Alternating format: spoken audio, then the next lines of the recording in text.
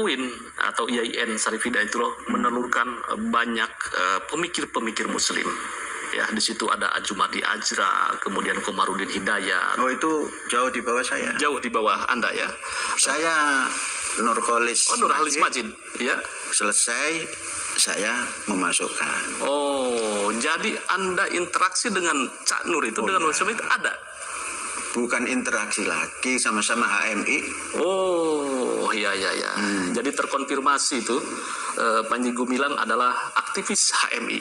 Waktu itu memang di Ciputat itu banyak. Kan itu kegiatan biasa. Iya, saya juga termasuk pengagum Cak Nur, termasuk juga Gus Dur terhadap pemikiran-pemikirannya.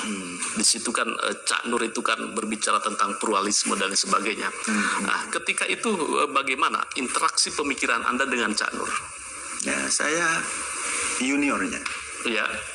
Dan saya lihat dalam perjalanan Cak Nur itu saya sejalan, bukan dia sejalan dengan saya, sejalan saya dengan dia. Iya. Maka banyak hal yang saya adopsi.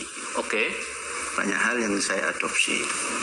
Kalau dengan Gus Dur, karena Gus Dur begitu tampil terus langsung menjadi tokoh nasional. Iya. Jadi pemikirannya saja. Anda tidak berinteraksi kan? Tidak berinteraksi langsung. Kalau dengan Cak Nur ada interaksi sampai wafat. Saya ikut menyaksikan. Oh, ya. Apa yang Anda ingat dan Anda paling berkesan ketika berinteraksi dengan Cak Nur? Ya, kebebasan berpikir. Ya, contohnya?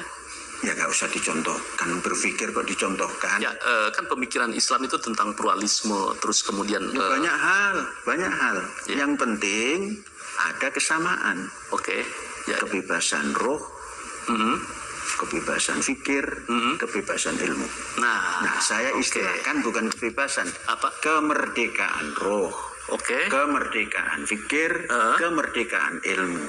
Oke. Nah, dengan itu kita bisa berdialog walaupun tanpa harus berhadapan. Nah, itulah makna daripada kemerdekaan. Bisa Anda implementasikan itu kemerdekaan berpikir, kemerdekaan ruh itu seperti apa itu kan ya? Ini maksudnya kemerdekaan berpikir, iya, ruh gitu ya. Ruh ini kan yang membawa kita menjadi manusia hidup. Oke, ya. Tanpa ada roh, nggak ada hidup. Iya. Nah, ruh ini ciptakan semerdeka mungkin. Ya. Sehingga kehidupan kita tidak terganggu oleh apapun.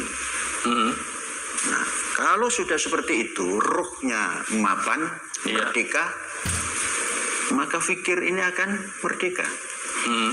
Apapun yang kita pikirkan akan bisa kita jalankan. Oke. Namun dengan fikir saja tidak cukup.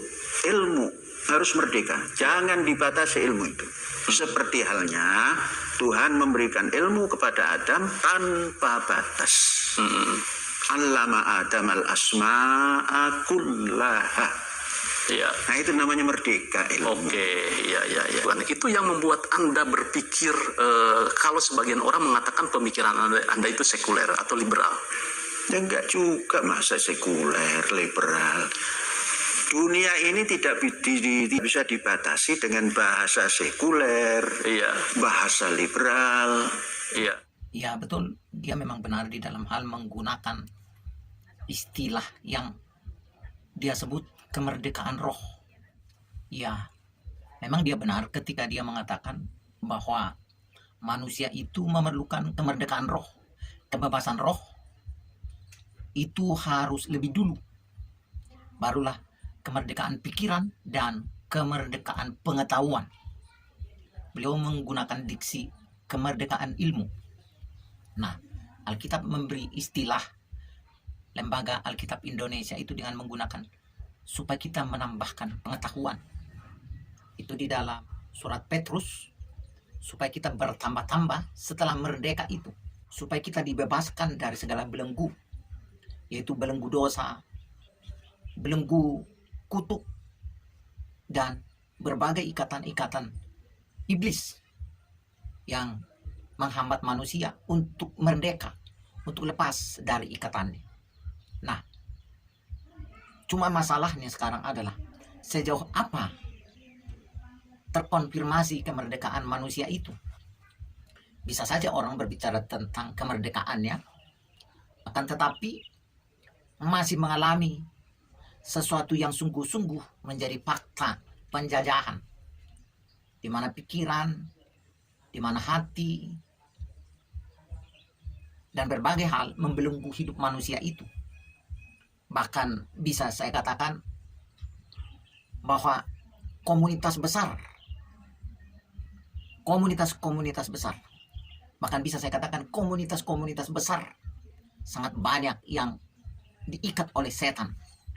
Justru dengan begitu, orang-orang yang tertradisi di dalam kesalahan, tertradisi di dalam kebodohan, tertradisi di dalam berbagai hal yang negatif, tertradisi di dalam berbagai hal sifat rendah, sifat tidak beradab, sifat tidak adil, disebabkan oleh keyakinan. Bayangkan saudaraku, jika saudara menjadi bermusuhan dengan seseorang hanya karena keyakinan, bukan karena sesuatu yang sifatnya jelas.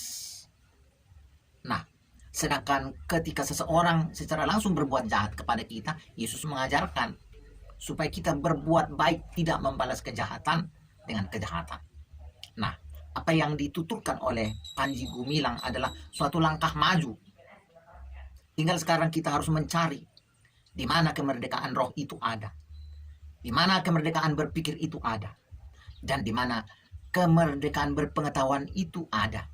Dan pengetahuan yang mana yang bersumber dari Sang Maha Tahu itu. Di mana Allah mendokumenkan pengetahuan yang benar itu. Disitulah kelanjutan yang dibutuhkan ketika seorang sudah merindukan satu kemerdekaan, yaitu kemerdekaan roh, kemerdekaan pikiran, dan kemerdekaan pengetahuan. Tuhan memberkati.